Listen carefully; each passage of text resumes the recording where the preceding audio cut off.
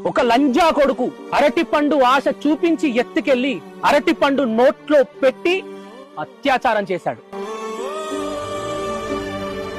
కడప జిల్లాలో పెళ్లికొచ్చిన ఇద్దరు దంపతులు 3 సంవత్సరాల చిన్నారి తల్లి. రహమతుల్లా అనే రాక్షసుడు కామ కోరికలు తీరాక బిడ్డ నొప్పితో ఏడుస్తుంటే కొట్టి కొట్టి చంపి పొదల్లో వేసి వెళ్లిపోయాడు. టీఆర్పీ రేటింగ్ ఉన్న ప్రతి న్యూస్ మీద మాట్లాడే న్యూస్ ఛానళ్లు ఎందుకు ఈ 3 సంవత్సరాల చిన్నారి తల్లిపై జరిగిన అన్యాయాన్ని మాట్లాడట్లేదు? గతంలో శంషాబాద్ లో ఒక రేప్ జరిగితే ప్రతి న్యూస్ ఛానల్, ప్రతి ఒక్క జర్నలిస్ట్ గొంతెత్తితే ఏం జరిగిందో మీ అందరికీ తెలుసు. మీ గొంతుకు, మీ న్యూస్ ఛానళ్లకు ఉన్న శక్తిని ఎందుకు మర్చిపోతున్నారు? మీ ఉగ్ర రూపాన్ని ఎందుకు చూపించలేకపోతున్నారు? అన్నా పవన్ అన్న, ఇల్లేమో దూరం, అసలే చీకటి, గాఢాంతకారం, దారంతా గటుకులు, చేతిలో దీపం లేదు కానీ గుండెల నిండా ధైర్యం ఉందన్న.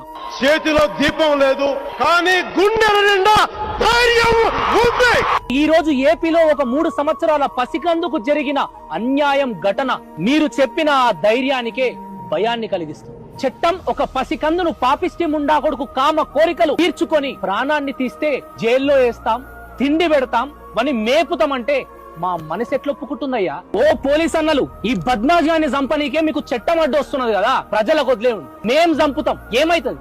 జీవితాంతం జైల్లో కూర్చోవాల్సి వస్తుంది, ఏం పర్లేదు. కానీ మళ్ళొక్క కామ మృగం ఒక ఆడబిడ్డ మీద చేయి కాదు కన్ను వేయాలన్నా కలలో వస్తాం కదా. ఇన్ని ఘటనలు జరిగిన ఘటన మళ్ళీ జరుగుతుందంటే మార్పు కోరుకోవాల్సింది మృగాల నుండి కాదు, మార్పు రావాల్సింది న్యాయస్థానంలో ఉన్న చట్టాలలో. తెలుగు న్యూస్ ఛానళ్లకు, ఇన్ఫ్లుయెన్సర్లకు, తెలుగు యూట్యూబర్లకు అందరికీ ఒక్కటే అడుగుతున్నా, చిన్నారి తల్లికి జరిగిన అన్యాయంపై బరాబర్ మీరు గొంతెత్తాలి. ప్రభుత్వం తక్షణమైన కఠినమైన నిర్ణయాలు తీసుకునేంత వరకు దీన్ని వదలకూడదు.